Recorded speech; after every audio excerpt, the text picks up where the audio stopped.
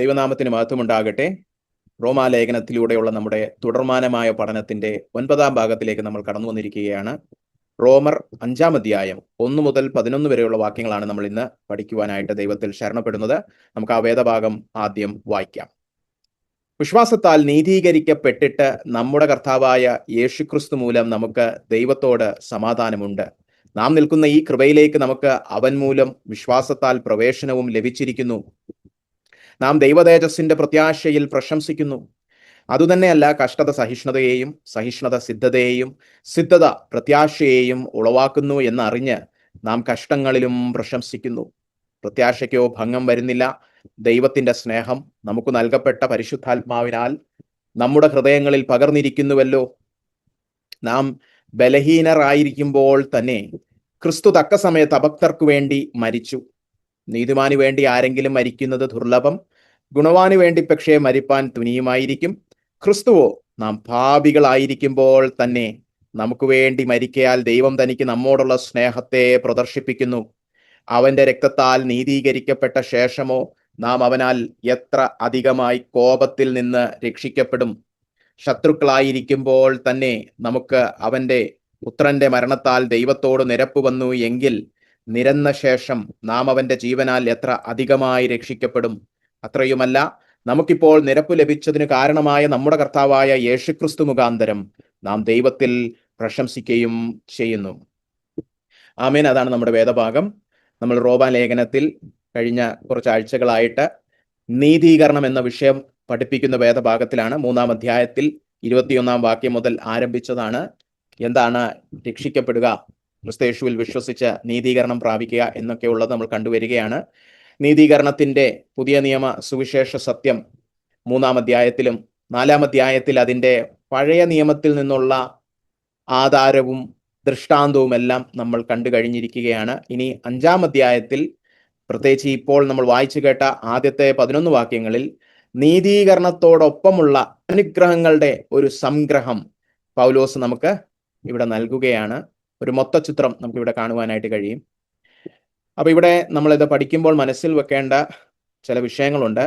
ക്രിസ്തീയ ജീവിതത്തിലെ ഒന്നാമത്തേതോ ആദ്യത്തേതോ ആയ അനുഗ്രഹമായിട്ടാണ് പലരും നീതീകരണത്തെ കരുതുന്നത്.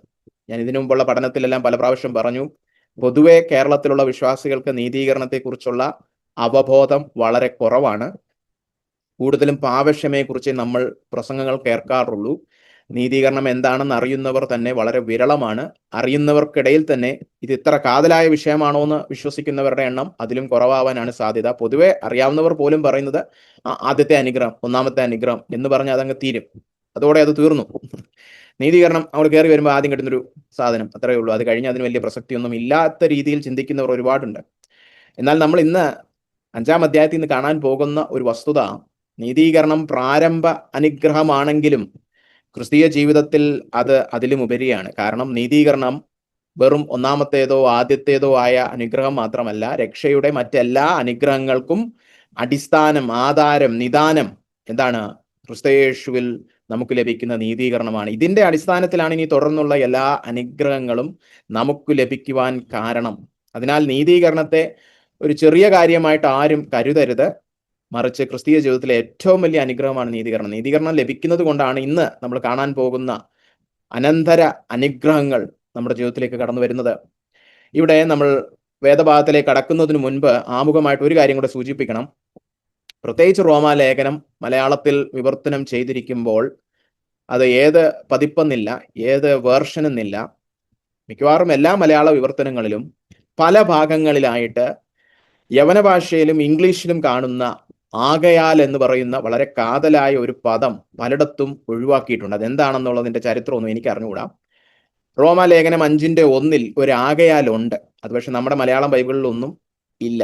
അതുപോലെ തന്നെ റോമർ 12 ഒരു ആകയാലുണ്ട്. വളരെ കാതലായ ഈ വാക്യങ്ങളും പശ്ചാത്തലങ്ങളും ബന്ധപ്പെടുത്തുന്ന ഈ വാക്ക് എന്തുകൊണ്ടോ മലയാള വിവർത്തകർ അതൊന്നും അതിന് ശ്രദ്ധ കൊടുത്ത് ചെയ്തിട്ടില്ല എന്നാണ് ഞാൻ മനസ്സിലാക്കുന്നത്.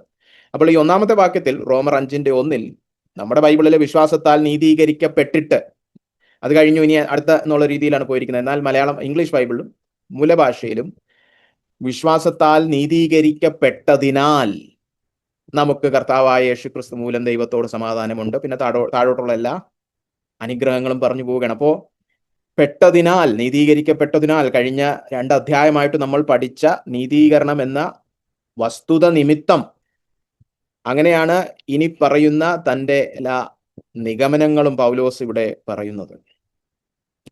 അപ്പോൾ 1 മുതൽ 11 വരെയുള്ള വാക്യങ്ങളിൽ നീതീകരണത്തിൽ നിന്ന് ഉത്ഭവിക്കുന്നതും നീതീകരിക്കപ്പെട്ടവർക്ക് അവകാശപ്പെട്ടതുമായ അനുഗ്രഹങ്ങളാണ് അപ്പോസ്തലൻ ഇവിടെ പഠിപ്പിക്കുന്നത്. ഇനി നമ്മൾ ഈ വേദഭാഗം പെട്ടെന്നൊന്ന് ധ്യാനിച്ചാൽ നമുക്കറിയാം ഇവിടുത്തെ ഭാഷ വളരെ വ്യത്യസ്തമാണ്. റോമറിൽ ഇതുവരെ നമ്മൾ കണ്ടതെല്ലാം സങ്കടകരമായ വാർത്തയും മനുഷ്യരെല്ലാം പാവികളാണെന്നുള്ള. ഇവിടെ എത്തുമ്പോൾ അപ്പോസ്തലൻ എനിക്ക് തോന്നുന്നു ഹാലലിയും സ്തോത്രമൊക്കെ പറഞ്ഞാന്ന് തോന്നുന്നു എഴുതുന്നത്, അല്ലെ? വളരെയധികം ഉറപ്പിന്റെ ഒരു ഭാഷ. ഈ 11 വാക്യങ്ങൾ നിങ്ങൾ വായിക്കുമ്പോൾ പറയും വളരെ ഉറപ്പുള്ള ഒരു ഭാഷയാണിത്, അല്ലെ? മാത്രമല്ല വളരെ ആഹ്ലാദത്തിന് ഞങ്ങൾ പ്രശംസിക്കുന്നു, സന്തോഷിക്കുന്നു എന്നൊക്കെയുള്ള വാക്കുകൾ ഈ വേദഭാഗം ഇങ്ങനെയുള്ള വാക്കുകൾ കൊണ്ട്, ഇങ്ങനെയുള്ള ഭാഷ കൊണ്ട് സമ്പന്നമാണ്, സമ്പുഷ്ടമാണ്. ഉദാഹരണത്തിന് 2-ാം വാക്യം ദൈവമഹത്വത്തിന്റെ പ്രത്യാശയിൽ നാം സന്തോഷിക്കുന്നു. അത് കഴിഞ്ഞ് അടുത്ത വാക്യം 3-ാം വാക്യം കഷ്ടങ്ങളിൽ ഞങ്ങൾ സന്തോഷിക്കുന്നു. അത് കഴിഞ്ഞ് 9-ാം വാക്യം നാം അവനാൽ കോപത്തിൽ നിന്ന് എത്രയധികം രക്ഷിക്കപ്പെടും. അത് കഴിഞ്ഞ് 11-ാം വാക്യം നമ്മുടെ കർത്താവായ യേശുക്രിസ്തുവിലൂടെ നാം ദൈവത്തിൽ പ്രശംസിക്കുന്നു.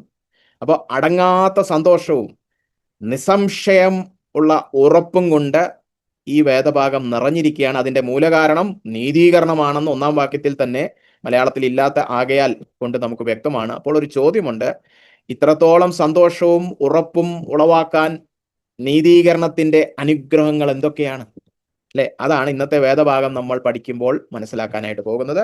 വളരെ വേഗത്തിൽ നമുക്ക് 1-ാമത്തെ വാക്യത്തിലേക്ക് തന്നെ കടക്കാം. 1-ാമത്തെ അനുഗ്രഹം 1-ാമത്തെ വാക്യത്തിൽ തന്നെയുണ്ട്. നമുക്ക് ദൈവത്തോട് സമാധാനം ഉണ്ട്. അപ്പൊ അതിലേക്ക് കടന്നു വരുന്നതിന് മുന്നോടിയായിട്ട് വാക്യം തുടങ്ങുന്നത് വിശ്വാസത്താൽ നീതീകരിക്കപ്പെട്ടിട്ട്. ഇവിടെ നീതീകരിക്കപ്പെട്ടിട്ട് എന്നുള്ള ഈ പദത്തിന്റെ വ്യാകരണം ഒന്ന് സൂചിപ്പിക്കേണ്ടതായിട്ടുണ്ട്. കാതലായ വിഷയമായതുകൊണ്ടാണ് ഇത് പറയുന്നത്. ഈ പദം യവന ഭാഷയിൽ വർത്തമാനകാല ക്രിയയായിട്ടല്ല പൗലോസ് എഴുതിയിരിക്കുന്നത്, മറിച്ച് ഭൂതകാല ക്രിയയായിട്ടാണ്. അതായത് ഇപ്പോൾ നിങ്ങൾ നീതീകരിക്കപ്പെട്ടിരിക്കുന്ന ഒരു അവസ്ഥയിലാണ് എന്നല്ല പറഞ്ഞിരിക്കുന്നത്, നിങ്ങൾ നീതീകരിക്കപ്പെട്ടു കഴിഞ്ഞു എന്നാണ് ഈ പറഞ്ഞിരിക്കുന്നത്. പലരുടെ ഒരു ചിന്താഗതി ഉണ്ട്, ഇപ്പം നീതീകരിക്കപ്പെട്ട ഒരു അവസ്ഥയിലാണ്, നാളെ എന്താവെന്ന് അറിഞ്ഞുകൂടാ. അങ്ങനെ ഒരു ഭാഷയല്ല പൗലോസ് ഇവിടെ ഉപയോഗിച്ചിരിക്കുന്നത്. അത് കുറച്ചുകൂടെ യവന ഭാഷ അറിയാവുന്നവർക്ക് കൂടുതൽ പറഞ്ഞു തരാൻ പറ്റുമായിരുന്നു. ഇവിടെ ഉപയോഗിച്ചിരിക്കുന്ന വ്യാകരണം അത് പൗലോസ് അറിഞ്ഞുപയോഗിച്ചിരിക്കുകയാണ്. ഭൂതകാല വസ്തുതയാണിത്. പാസ്റ്റ് പാർട്ടിസിപ്പിൾ എന്ന് നമ്മൾ ഇംഗ്ലീഷിൽ പറയും. ഭൂതകാല വസ്തുത, ഇത് കഴിഞ്ഞു. അതായത് നീതീകരണം സംഭവിച്ചു കഴിഞ്ഞ ഒരു വസ്തുതയാണ്. അതിന്റെ പ്രായോഗിക തലത്തിലുള്ള പ്രസക്തി എന്താണെന്ന് ചോദിച്ചു കഴിഞ്ഞാൽ, നമുക്ക് നീതീകരണത്തിൽ വളരുവാൻ കഴിയില്ല. നീതീകരണം എന്ന് പറഞ്ഞാൽ എന്താണ്? നമ്മൾ കഴിഞ്ഞ അധ്യായങ്ങളിലൊക്കെ പഠിച്ചതാണ്. നമ്മളെല്ലാം പാപികളായതുകൊണ്ട് യേശുക്രിസ്തുവിൽ നമുക്ക് ഒരു നീതി ദൈവം ദാനമായി നൽകുന്നു. പ്രവർത്തികളുടെ കൂലിയായിട്ടല്ല, വിശ്വസിക്കുമ്പോൾ കൃപയാൽ നമുക്കൊരു ദാനമായി നൽകുന്നു. ഈ ദാനമായി നൽകുന്ന നീതി ഏത് തരത്തിലുള്ള നീതിയാണ്? പരിപൂർണ നീതിയാണ്. അതുകൊണ്ടാണ് നമ്മൾ ഈ നീതി പ്രാപിക്കുമ്പോൾ രക്ഷിക്കപ്പെട്ടെന്ന് പറയുന്നത്. അല്ലാതെ പകുതി രക്ഷിക്കപ്പെട്ടെന്നല്ല ഈ പറയുന്നത്, ഇനി രക്ഷിക്കപ്പെടാണ്ടെന്നല്ല. പൂർണ്ണമായിട്ടും വരുവാനിരിക്കുന്ന ശിക്ഷാവിധിയിൽ നിന്ന് നമ്മെ രക്ഷിക്കുവാൻ പ്രാപ്തമായ, പര്യാപ്തമായ, പൂർണ്ണതയുള്ളൊരു, തികവുള്ളൊരു നീതിയാണ് നമുക്ക് ലഭിക്കുന്നത്. അതുകൊണ്ട് തന്നെ അതിനെ പിന്നെ നമുക്ക് കൂടുതൽ ഇംപ്രൂവ് ഒന്നും ചെയ്യാൻ പറ്റത്തില്ല, അല്ലെ? ഒരു പരിപൂർണതയുള്ള ഒരു കാര്യം കിട്ടിക്കഴിഞ്ഞാൽ പിന്നെ അതിലെന്താണ് വളരുവാൻ വകുപ്പില്ല. പരിപൂർണത എന്ന് പറഞ്ഞാൽ പിന്നെ വളരാനൊന്നുമില്ല. അതുകൊണ്ട് തന്നെ നീതീകരണത്തിൽ നമുക്ക് ഒരിക്കലും വളരുവാൻ കഴിയുകയില്ല. ക്രിസ്തുവിൽ കടന്നു വന്ന ആദ്യ ദിവസം നമുക്ക് ലഭിക്കുന്ന നീതീകരണം തികവുള്ളതായതുകൊണ്ട് തന്നെ, ഇനി വളരുവാൻ ഒരു സാധ്യതയും ഇല്ലാത്തത് കൊണ്ട് തന്നെ നീതീകരണം 1-ാം ദിവസവും 10-ാം ദിവസവും ജീവിതത്തിന്റെ അവസാന ദിവസവും ഒരുപോലാണ് ഒരു വിശ്വാസിയെ സംബന്ധിച്ച്. ശുദ്ധീകരണം അങ്ങനല്ല. ഓരോ ദിവസവും നമുക്ക് ശുദ്ധീകരണത്തിൽ വളരാൻ പറ്റും, പക്ഷെ നീതീകരണത്തിൽ വളരാനൊന്നും പറ്റത്തില്ല. 1-ാം ദിവസം യേശുക്രിസ്തുവിൽ വിശ്വസിച്ചപ്പോൾ ദൈവം നിങ്ങളെ അംഗീകരിച്ചത് പരിപൂർണമായിട്ടാണ്. ആ അംഗീകാരത്തിന് മാറ്റമൊന്നും വരുന്നില്ല. ഞാൻ കുറച്ചുകൂടെ അനുസരിക്കുമ്പം എന്നെ കൂടുതൽ ദൈവം അംഗീകരിക്കുന്നില്ല. നിങ്ങൾ അന്നും ഇന്നും എന്നും പിതാവിനാൽ സ്നേഹിക്കപ്പെടുന്ന ഒരു ദൈവ പൈതലാണ്. നമ്മുടെ ഐഡന്റിറ്റിക്ക് മാറ്റം വരുന്നില്ല. അത് കൂട്ടാനും കുറയ്ക്കാനൊന്നും പറ്റത്തില്ല, അല്ലെ? ഇപ്പൊ നിങ്ങൾക്ക് ഒരു മോനുണ്ടെങ്കിൽ അവൻ എന്നും മോനാണ്. അല്ലാതെ നീ അനുസരിക്കുന്ന ദിവസം നീ എൻ്റെ കൂടിയ മോനും, നീ അനുസരിക്കാത്ത ദിവസം എൻ്റെ കുറഞ്ഞ മോനുമല്ല. അത് വ്യക്തിബന്ധത്തെ സൂചിപ്പിക്കുന്നതായതുകൊണ്ട് തന്നെ, ദൈവവും നമ്മളുമായിട്ടുള്ള ഇരുപ്പ് വശത്തെ സൂചിപ്പിക്കുന്നതായതുകൊണ്ട് തന്നെ അതിന് മാറ്റം സംഭവിക്കുന്ന, അല്ലെങ്കിൽ വളർച്ചയൊന്നും സംഭവിക്കുന്നില്ല. അതിവിടെ വ്യാകരണം അറിയാവുന്നവർക്ക് മനസ്സിലാവും, ഇത് ഭൂതകാലമാണ്, ഇത് സംഭവിച്ചു കഴിഞ്ഞൊരു വസ്തുതയാണ്. നീതീകരണത്തിൽ നമുക്കിനി വളരുവാൻ സാധിക്കുകയില്ല. പരിപൂർണ നീതി നമുക്ക് നൽകി ദൈവം നമ്മളെ എത്രമാത്രം അംഗീകരിക്കുക അത്രയും അംഗീകരിച്ചിട്ടുണ്ട്. ഹല്ലേലൂയ, സ്തോത്രം. അങ്ങനെ നമ്മൾ ദൈവത്തോട് അടുത്ത് വന്നിരിക്കുക കൊണ്ട് നീതീകരിക്കപ്പെട്ടിട്ട് എന്താണ് നമുക്കുള്ളത്? ഒന്നാമത്തെ അനുഗ്രഹം അവിടെ തന്നെ പറഞ്ഞിട്ടുണ്ട്, നമുക്ക് നമ്മുടെ കർത്താവായ യേശു ക്രിസ്തുവിലൂടെ ദൈവത്തോട് സമാധാനം ഉണ്ട്. ഹല്ലേലൂയ, സ്തോത്രം.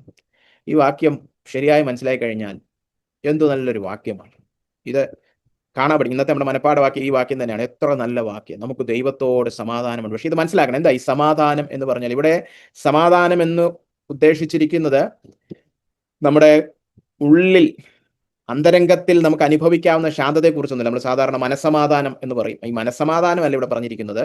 മനസ്സമാധാനം ഇത് നിമിത്തമാകാം, പക്ഷെ മനസ്സമാധാനമല്ല പ്രാഥമികമായിട്ടും ഇവിടെ ഉദ്ദേശിച്ചിരിക്കുന്നത്. ഉള്ളിൽ അനുഭവിക്കാവുന്ന ശാന്തതയെ ഫിലിപ്പ്യ ലേഖനം 4:7 പൗലോസ് ദൈവസമാധാനം, സകല ബുദ്ധിയെയും കവിയുന്ന ദൈവസമാധാനം എന്ന് വിളിച്ചിട്ടുണ്ട്. ഇവിടെ ദൈവസമാധാനം എന്നല്ല, ദൈവത്തോട് സമാധാനം എന്നാണ് ഈ പറയുന്നത്. അതായത് ദൈവം എന്ന വ്യക്തിയുമായിട്ടുള്ള സമാധാനം. അതെന്താ അങ്ങനെ പറഞ്ഞിരിക്കുന്നത്? നമ്മൾ 1-ാം അധ്യായത്തിൽ തന്നെ കണ്ടതാണല്ലോ. 1:18 പറഞ്ഞിരിക്കുകയാണ്, മനുഷ്യരുടെ സകല അഭക്തിക്കും അനീതിക്കും നേരെ ദൈവത്തിന്റെ കോപം വെളിപ്പെടുന്നു. അപ്പോ ദൈവത്തോട് സമാധാനം എന്ന് പറഞ്ഞാൽ പാപം നിമിത്തം ദൈവവും നമ്മളും തമ്മിൽ ഉണ്ടായിരുന്ന ശത്രുത നീങ്ങി, ഈ കോപം നമ്മുടെ മേൽ നിന്ന് നീങ്ങി, സമാധാനം. യുദ്ധത്തിലായിരുന്ന രണ്ടുപേർ തമ്മിൽ ഇപ്പം സമാധാനമായെന്ന് പറയുമ്പോൾ എന്താ? ആന്തരിക സമാധാനം, മാനസിക സമാധാനം രണ്ടാമത്തെ അർത്ഥമാണ്. ഒന്നാമത്തെ അർത്ഥം യുദ്ധം തീർന്നു, അന്യോന്യമുള്ള ശത്രുതയൊക്കെ തീർന്നു എന്ന് പറഞ്ഞതുപോലെ ദൈവത്തിന് നമ്മളോടുണ്ടായിരുന്ന കോപം നീങ്ങി, ശത്രുത നീങ്ങി, അല്ലെ? ഇതേ അധ്യായത്തിൽ 5:10 നമ്മൾ ശത്രുക്കളായിരുന്നു. എഫീസ്യ ലേഖനം 2 പറയാണ്, നമ്മൾ സ്വഭാവത്താൽ നമ്മുടെ പ്രകൃതം നമ്മൾ ദൈവകോപത്തിന്റെ മക്കളായിരുന്നു. നമ്മൾ ദൈവകോപത്തിന്റെ കീഴിലായിരുന്നു. അത് മാറി ഇപ്പൊ സമാധാനം. എന്തുകൊണ്ടാ? നീതീകരിക്കപ്പെട്ടു. പരിപൂർണ നീതി ക്രിസ്തുവിൽ ദാനമായി നമുക്ക് നൽകപ്പെട്ടത് കൊണ്ട് മാത്രം ദൈവത്തിന് നമ്മളോട് സമാധാനം, നമുക്കും ദൈവത്തോട് സമാധാനം. യുദ്ധം തീർന്നു. ഹല്ലേലൂയ, സ്തോത്രം. നമ്മുടെ കർത്താവായ യേശു ക്രിസ്തു മൂലം നമുക്ക് ദൈവത്തോട് സമാധാനം ഉണ്ട്. ഇതിനോട് ചേർന്ന് പോകുന്ന ചില വേദവാക്യങ്ങൾ പെട്ടെന്ന് നിങ്ങളുടെ ഓർമ്മയിലേക്ക് കൊണ്ടുവരാൻ ഞാൻ ആഗ്രഹിക്കുന്നു. യെശയ്യാവ് 53:5 നമ്മൾ വായിക്കുകയാണ്, അതിക്രമങ്ങൾ നിമിത്തം അവൻ മുറിവേറ്റു, അല്ലെ? അകൃത്യങ്ങൾ നിമിത്തം അവൻ തകർന്നും ഇരിക്കുന്നു. നമ്മുടെ സമാധാനത്തിനുള്ള ശിക്ഷ, ദൈവക്രോധം നീങ്ങി നമുക്ക് ദൈവവുമായിട്ട് സമാധാന ബന്ധത്തിലായിരിക്കുവാൻ വേണ്ടിയിട്ടുള്ള ശിക്ഷ അവന്റെ മേൽ ആയി. അവന്റെ അടിപ്പിണരുകളാൽ നമുക്ക് സൗഖ്യം വന്നും ഇരിക്കുന്നു. പഴയ നിയമത്തിൽ മശിഹായുടെ ക്രൂശുമരണത്തെക്കുറിച്ച്, അവന്റെ പങ്കപ്പാടുകളെക്കുറിച്ച് പ്രവചനാത്മാവിൽ എഴുതിയിരിക്കുന്ന അധ്യായമാണ് യെശയ്യാവ് 53, അല്ലെ? അതുപോലെ തന്നെ പുതിയ നിയമത്തിൽ പൗലോസ് തന്നെ എഫീസ്യ ലേഖനം 2:14 പറഞ്ഞിരിക്കുകയാണ്, അവൻ, അതായത് ക്രിസ്തു, നമ്മുടെ സമാധാനം, നമുക്ക് സമാധാനം നൽകുന്നവൻ. മാനസിക സമാധാനം എന്നുള്ള അർത്ഥത്തിലല്ല, ദൈവവുമായിട്ടുള്ള നിരപ്പ്, യഹൂദനും യവനനും തമ്മിലുള്ള നിരപ്പ്, ഇതെല്ലാം ഉളവാക്കുന്നവൻ ആരാണ്? സമാധാനം നൽകുന്നവൻ ക്രിസ്തു. അവൻ തന്നെയാണ് നമ്മുടെ സമാധാനം. അതാണ് ഇവിടെ പറഞ്ഞിരിക്കുന്നത്, നമ്മുടെ യേശു ക്രിസ്തു മൂലം നമുക്ക് ദൈവത്തോട് സമാധാനമുണ്ട്. അതേ അധ്യായത്തിൽ എഫീസ്യർ 2:17 പറഞ്ഞിരിക്കുകയാണ്, അവൻ വന്ന് നിങ്ങളോട് സമാധാനം സുവിശേഷിച്ചു. കർത്താവ് വ്യക്തിപരമായി നമ്മുടെ സമാധാനമാണ്, അവന്റെ സന്ദേശവും സമാധാനമാണ്. നിങ്ങൾക്ക് ദൈവമായിട്ടുള്ള സമാധാനം ഞാൻ ഉളവാക്കി തരാം, ഞാൻ രക്തം ചീന്താം, ഞാൻ നീതി പകർന്നു തരാം.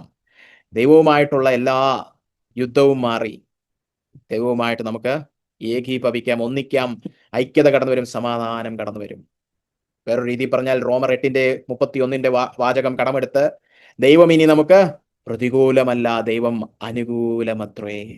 ദൈവം അനുകൂലമെങ്കിൽ പിന്നെ പ്രതികൂലം ആർ എന്നാണ് 8:31 പറയുന്നത്.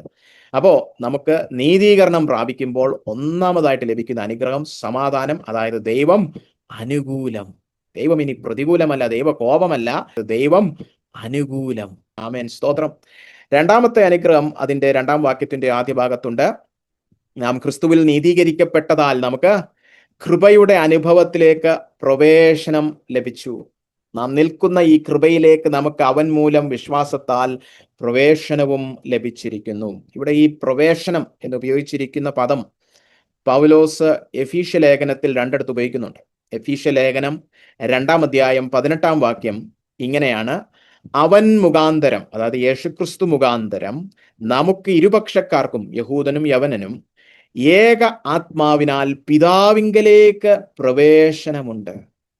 യേശുക്രിസ്തു നിമിത്തം പരിശുദ്ധാത്മാവിലൂടെ പിതാവിന്റെ അടുക്കൽ ചെല്ലുവാൻ പ്രവേശനമുണ്ട്. അതേ വാക്കാണ് ഈ പ്രവേശനം റോമർ 5:2 ഉപയോഗിച്ചിരിക്കുന്നത്. അതുപോലെ തന്നെ 3:12 എഫീഷ്യ ലേഖനം 3:12 അവനിൽ, അതായത് ക്രിസ്തുവിൽ ആശ്രയിച്ചിട്ട് അവങ്കലുള്ള വിശ്വാസത്താൽ നമുക്ക് ധൈര്യവും പ്രവേശനവുമുണ്ട്.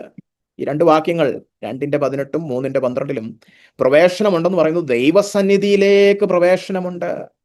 അതാണ് ഇവിടെ നമ്മൾ ഇപ്പോൾ നിൽക്കുന്ന കൃപ എന്ന് പറഞ്ഞിരിക്കുന്നത്, അല്ലെ? നാം നിൽക്കുന്ന ഈ കൃപയിലേക്ക് നമുക്ക് പ്രവേശനം ലഭിച്ചിരിക്കുന്നത്. എന്താ ഈ കൃപ? നമ്മളിപ്പോൾ ദൈവമക്കളാണ്. നമുക്ക് ദൈവസന്നിധിയിൽ കയറി ചെല്ലാം, ദൈവത്തെ അറിയാം, പരിശുദ്ധാത്മാവിലൂടെ ദൈവത്തെ അറിയാം.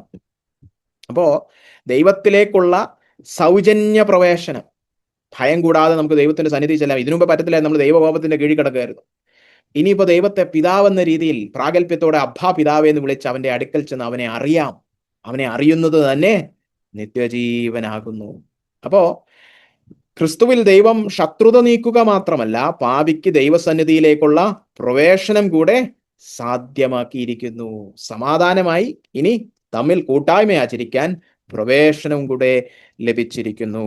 ഇവിടെ വ്യാകരണം വീണ്ടും ഒന്നുകൂടെ ഒന്ന് സൂചിപ്പിച്ചു കൊള്ളട്ടെ. മൂലഭാഷയിൽ ഇവിടെ ഉപയോഗിച്ചിരിക്കുന്നത് പൂർണ്ണ ക്രിയയാണ്, പെർഫെക്റ്റ് ടെൻസ്. എന്താണ് ഈ പൂർണ്ണക്രിയ സൂചിപ്പിക്കുന്നത്? പൂർണ്ണമായിട്ടും സംഭവിച്ചു കഴിഞ്ഞൊരു കാര്യം, അല്ലേ? അപ്പൊ ക്രിസ്തു നമുക്ക് പൂർണ്ണവും തുടർച്ചയായതുമായ പ്രവേശനം നേടിയിരിക്കുന്നു എന്നതാണ്. ഒരു ക്രിയ ചെയ്തു കഴിഞ്ഞു, അതിന്റെ അനന്തരഫലങ്ങൾ തുടർമാനമായി സംഭവിച്ചു കൊണ്ടിരിക്കുന്നു എന്നത് സൂചിപ്പിക്കാനാണ് നമ്മൾ പെർഫെക്റ്റ് ടെൻസ് അല്ലെങ്കിൽ പൂർണ്ണക്രിയ വ്യാകരണത്തിൽ ഉപയോഗിക്കുന്നത്. അപ്പോൾ പ്രവേശനം ലഭിച്ചിരിക്കുന്നു എന്ന് പറഞ്ഞാൽ ഒരിക്കൽ ലഭിച്ചു എന്നല്ല, തുടർമാനമായിട്ട് നമുക്ക് ദൈവസന്നിധിയിൽ എപ്പോ വേണേ കയറി ചെല്ലാം. അതിങ്ങനെ വാതിൽ തുറന്നിട്ടിരിക്കുന്നു. അല്ലാതെ ഒരിക്കൽ തുറന്നു വേണേ കയറി പിന്നെ ഇറങ്ങി, അങ്ങനല്ല. തുറന്നിട്ടിരിക്കുന്നു, ദൈവസന്നിധിയിൽ തുറന്നിട്ടിരിക്കുന്നു. പിതാവിന്റെ അടുക്കൽ എന്നെ കൂടാതെ ആർക്കും കടന്നു വരാൻ കഴിയില്ലെന്ന കർത്താവ് പറഞ്ഞില്ലേ, ഞാൻ തന്നെ വഴിയാകുന്നു. ആ വഴി തുറന്നിട്ടിരിക്കുന്നു. അപ്പോൾ ക്രിസ്തു നമ്മെ ദൈവസന്നിധിയിലേക്ക് നയിച്ചു എന്ന് മാത്രമല്ല, ഇന്നും നമുക്ക് ആ പ്രവേശനം ഉണ്ട്. അതാണ് എഫീഷ്യർ 2:18 പറഞ്ഞത്, നമുക്ക് ഏകാത്മാവിനാൽ പിതാവിങ്കിലേക്ക് പ്രവേശനമുണ്ട്. എപ്പോഴും പ്രവേശനമുണ്ട്, എല്ലായ്പ്പോഴും പ്രവേശനമുണ്ട്, അല്ലെ? കാരണം ഈ സമാധാനവും പ്രവേശനവും എപ്പോഴും ഒരുമിച്ച് പോകുന്ന വസ്തുതകളാണ്. ഈ വലിയ രാജാവിന്റെ സന്നിധിയിലേക്ക് കയറി ചെല്ലുവാൻ നമുക്ക് വാതിൽ തുറന്നു കിട്ടിയിരിക്കുന്നു. ദൈവത്തെ ഇനി അറിയാം. ഇതൊരു ദൈവം ദൂരസ്ഥനായിരുന്നു, ശത്രുവായിരുന്നു, ഭയമായിരുന്നു, പേടി സ്വപ്നമായിരുന്നു. ഇനി അങ്ങനല്ല. ഇനി ദൈവത്തെ അറിയുവാൻ, കൂട്ടായ്മ ആചരിക്കുവാൻ എനിക്ക് എൻ്റെ അപ്പൻ്റെ സന്നിധി പോകുന്ന പോലെ കയറി ചെല്ലാം. അതുകൊണ്ടാണ് നമ്മൾ ഇനി ദൈവത്തെ അറിയണമെന്ന് പറയുന്നത്. വിശ്വാസികൾ ദൈവത്തെ അറിഞ്ഞ് ദൈവത്തിന്റെ പരിജ്ഞാനത്തിൽ വളരണം. കാരണം വാതിൽ തുറന്നിട്ടിരിക്കുക, പ്രവേശനം ലഭിച്ചു കഴിഞ്ഞു, ഇനി കടന്നു ചെല്ലാം. അവിടെ ശിക്ഷാവിധി അല്ല നമ്മളെ കാത്തിരിക്കുന്നത്, കോപമല്ല കാത്തിരിക്കുന്നത്, കൃപയുടെ പിതാവ് നമ്മളെ കാത്തിരിക്കുകയാണ്, കൃപാസനമാണ് നമ്മളെ കാത്തിരിക്കുന്നത്. അതുകൊണ്ട് അടുത്തു ചെന്ന് കൃപയാൽ ദൈവത്തെ കൂടുതൽ മനസ്സിലാക്കുക, പഠിക്കുക, അറിയുക, സ്നേഹിക്കുക, അല്ലെ? നമുക്ക് വാതിൽ തുറന്നു തന്നിരിക്കുന്നു. സ്തോത്രം. നീതീകരണത്താൽ ലഭിക്കുന്ന രണ്ടാമത്തെ അനുഗ്രഹം. ഇനി 2-ാം വാക്യത്തിന്റെ ബാക്കി ഭാഗം മുതൽ 11-ാം വാക്യം വരെ നിരവധി കാര്യങ്ങൾ പറഞ്ഞിട്ടുണ്ട്. പക്ഷെ ഒറ്റ വാക്കിൽ സംഗ്രഹിച്ചു പറയാം, പ്രത്യാശയിൽ നാം ആനന്ദിക്കുന്നു. അത് പറയാനുള്ള കാരണം, പ്രത്യാശ നിമിത്തം നമ്മൾ പ്രശംസിക്കുന്നു എന്നാണ് മലയാളം ബൈബിളിൽ എഴുതിയിരിക്കുന്നത്. ആ പ്രശംസ എന്നുള്ള വാക്കിന് മറ്റർത്ഥങ്ങളുണ്ട്. സന്തോഷിക്കുക, ആനന്ദിക്കുക, ആഹ്ലാദിക്കുക, ആഘോഷിക്കുക, ഇതെല്ലാം ആ വാക്കിന്റെ അർത്ഥമാണ്. പ്രശംസിക്കുക എന്ന് പറയുന്നതിനേക്കാളും എനിക്ക് തോന്നുന്നു ഇപ്പോഴുള്ള മലയാളികൾക്ക്, സമകാലികർക്ക് മനസ്സിലാക്കാൻ കുറച്ചുകൂടി എളുപ്പം ആനന്ദിക്കുക അല്ലെ സന്തോഷിക്കുക എന്നുള്ളതാണ്. ചില പുതിയ വിവർത്തനങ്ങളിലൊക്കെ അങ്ങനെ തന്നെ ഈ വാക്യം അവർ വിവർത്തനം ചെയ്തിട്ടുണ്ട്, ആനന്ദിക്കുന്നു, സന്തോഷിക്കുന്നു എന്നൊക്കെ ഉള്ളത്. ഇംഗ്ലീഷിൽ കുറച്ചുകൂടി എളുപ്പമാണ് വി റിജോയ്സ്. റിജോയ്സ് എന്ന് പറയുമ്പോൾ അറിയാമല്ലോ, സന്തോഷിക്കുന്നു. അപ്പോ ഈ ആഹ്ലാദം ഒന്ന് നോക്കിക്കേ, പ്രത്യാശയിൽ പ്രശംസിക്കുന്നു. 2-ാം വാക്യത്തിന്റെ അവസാനം, പ്രത്യാശ നിമിത്തം നമ്മൾ സന്തോഷിക്കുന്നു. എന്താ അതിന്റെ അർത്ഥം? പ്രത്യാശ എപ്പോഴും ഭാവി സംബന്ധമായ ഒരു കാര്യത്തിലാണ്, അല്ലെ? ആശ വെച്ചിരിക്കുകയാണ്, നടക്കാൻ പോകുന്ന ഒരു കാര്യത്തിലാണ്. എന്നാൽ സന്തോഷിക്കുന്നത് വർത്തമാനകാലത്തിലാണ്, ഇപ്പോഴാണ്. അപ്പോ ആഹ്ലാദം വർത്തമാനകാലത്തിലാണെങ്കിലും അതിന്റെ മൂലകാരണം ഭാവി സംബന്ധമായ പ്രത്യാശയാണ്. ഇനി അങ്ങോട്ട് പറയാൻ പോകുന്ന പ്രത്യാശ വിഷയങ്ങളെല്ലാം ഭാവി സംബന്ധമായ കാര്യങ്ങളാണ്. നിങ്ങളിപ്പോൾ ഓടിച്ചൊന്ന് നോക്കിയാൽ 2-ാം അധ്യായത്തിന്റെ അവസാനം മുതൽ 11-ാം വാക്യം വരെ നോക്കിയാൽ 3 പ്രാവശ്യം അപ്പോസ്തലൻ പറയുന്നുണ്ട്, ഞങ്ങൾ പ്രശംസിക്കുന്നു.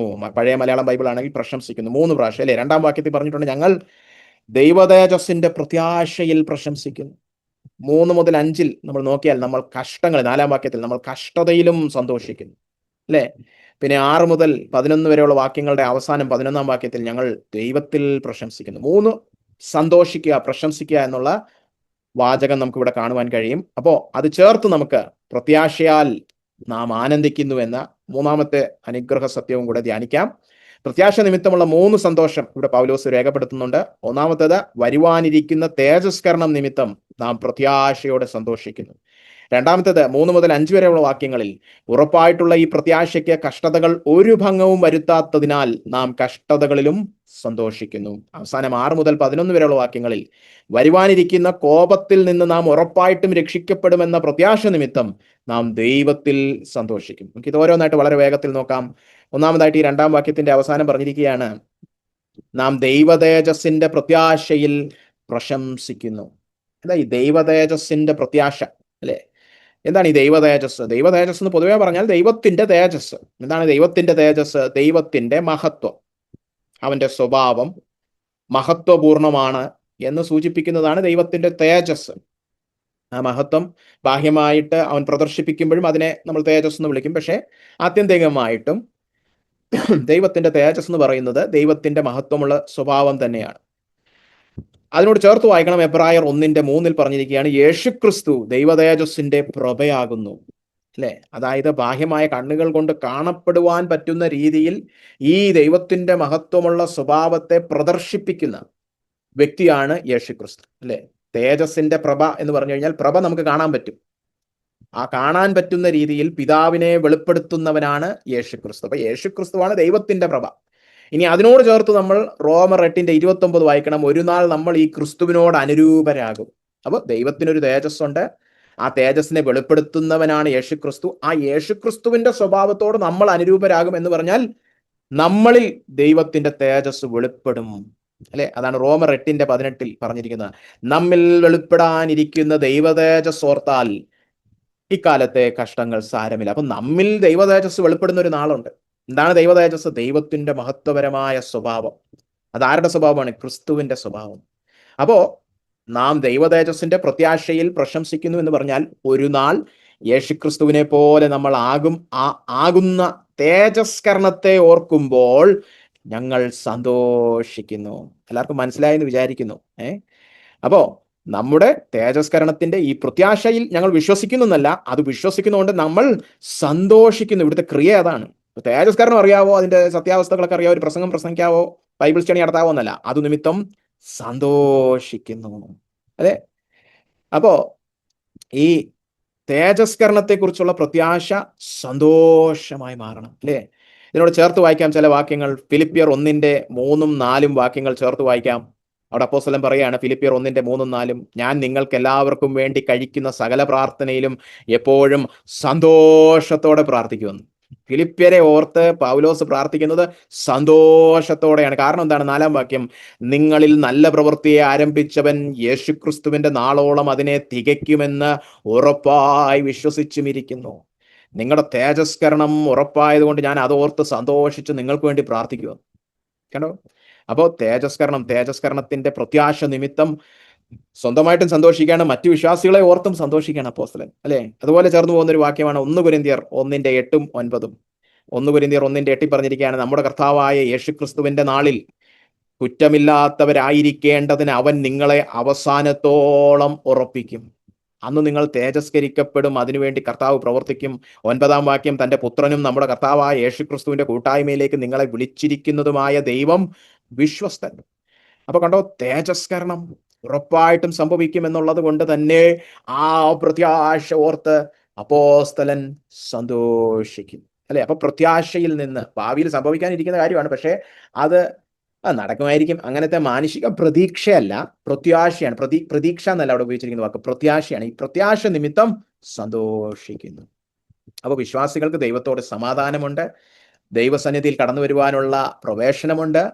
ഇനി ഭാവിയിൽ ഉറപ്പായ ഒരു തേജസ്കരണമുണ്ട്. ആ പ്രത്യാശ പക്ഷേ ചുമ്മാ വിശ്വാസിച്ചിരിക്കുകയല്ല, ആ പ്രത്യാശ സന്തോഷമായിട്ട് പരിണമിക്കുകയാണ്, അല്ലെ?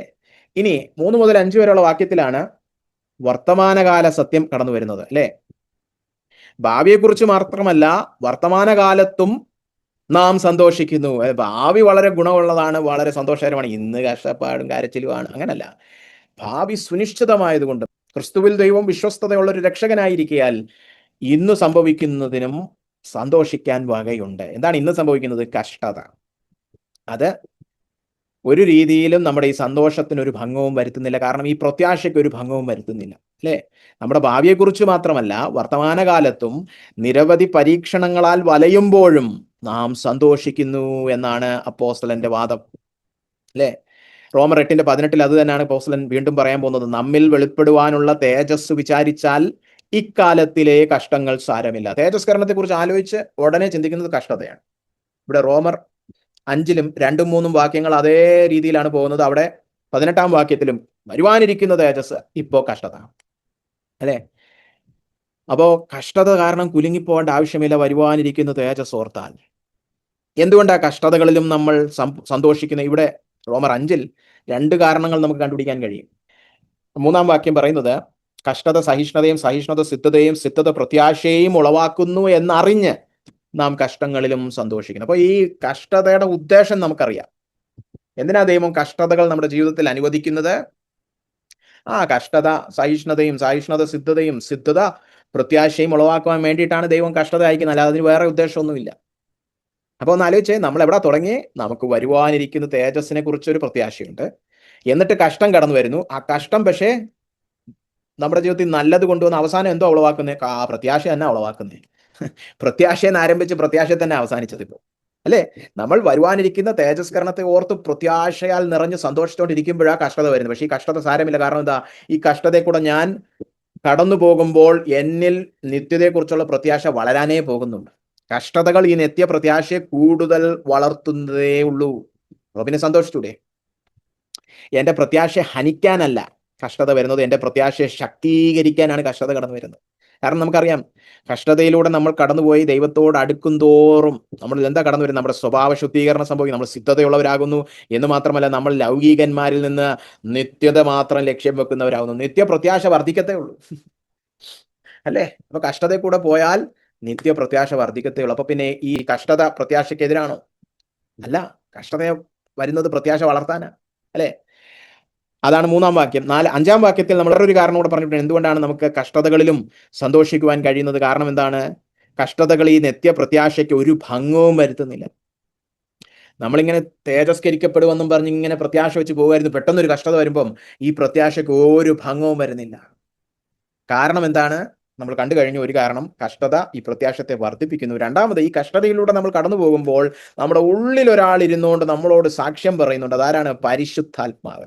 പരിശുദ്ധാത്മാവ് ഉള്ളിലിരുന്നുകൊണ്ട് നമ്മളോട് പറയുകയാണ്, ദൈവം നിന്നെ സ്നേഹിക്കുന്നു, ദൈവം നിന്നെ സ്നേഹിക്കുന്നു, നീ നീതീകരിക്കപ്പെട്ട ദൈവ പൈതലായതിനാൽ ദൈവം നിന്നെ സ്നേഹിക്കുന്നു എന്ന് പറഞ്ഞ് ദൈവത്തിന്റെ സ്നേഹത്തെ സാക്ഷ്യപ്പെടുത്തുന്ന ഒരു വ്യക്തി ഉള്ളിലിരിപ്പുണ്ട്. അതാണ് പരിശുദ്ധാത്മാവ്. അല്ലെ? 5-ാം വാക്യത്തിൽ അങ്ങനെയാണ് പറയുന്നത്. പ്രത്യാശയ്ക്കോ ഭംഗം വരുന്നില്ല.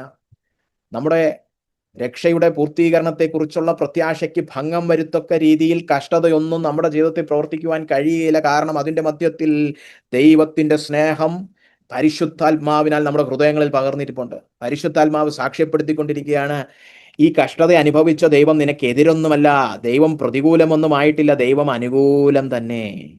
അപ്പൊ നമുക്ക് കഷ്ടതയെക്കുറിച്ചുള്ള കാഴ്ചപ്പാട് മാറും. നീതീകരിക്കപ്പെട്ടതിനാൽ ദൈവം ഇനി അനുകൂലം പ്രതികൂലമല്ല എന്ന് ഉറച്ചു വിശ്വസിച്ചു കഴിഞ്ഞാൽ ഇനി ദൈവം എൻ്റെ ജീവിതത്തിൽ എന്ത് അനുവദിച്ചാലും, ഏത് കഷ്ടത അനുവദിച്ചാലും പ്രത്യാശയ്ക്ക് ഒരു ഭംഗവും വരുന്നില്ല. അതുകൊണ്ടാണ് ശരിയായ വിശ്വാസികൾ, ശരിക്കും വചനത്തിൽ അടിയുറച്ച വിശ്വാസികൾക്ക് ഏത് കഷ്ടത വന്നാലും ഒരു കുലുക്കവും ഇല്ലാത്തത്. കണ്ടിട്ടില്ലേ? എന്തെല്ലാം സഹിക്കുന്നവർ, ഒരു പ്രശ്നവുമില്ല, അവരുടെ സന്തോഷത്തിന് ഒരു വ്യത്യാസവും ഇല്ല, അവരാനന്ദിച്ച് ദൈവത്തിൽ ആശ്രയിച്ച് അങ്ങനെ പോവുകയാണ്. കാരണം എന്താണ്? ഒരു ഭംഗവും വന്നിട്ടില്ല അവരുടെ പ്രത്യാശയ്ക്ക്.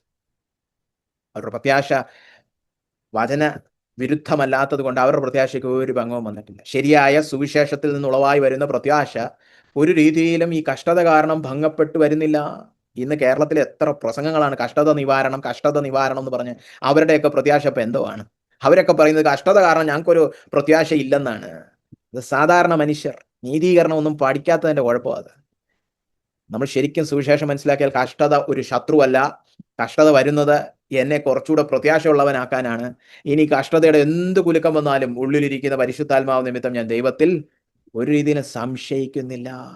അപ്പോൾ പരിശുദ്ധാത്മാവ് ഉള്ളിലുണ്ടെങ്കിൽ ദൈവസ്നേഹത്തെക്കുറിച്ച് നല്ല ഉറപ്പ് കാണും. ഈ കഷ്ടത ആ ഉറപ്പിനെ ഒരു രീതിയിലും കുലുക്കുന്നില്ല. കഷ്ടത നോക്കിയല്ല ഞാൻ ദൈവസ്നേഹത്തെ വിവേചിക്കുന്നത്.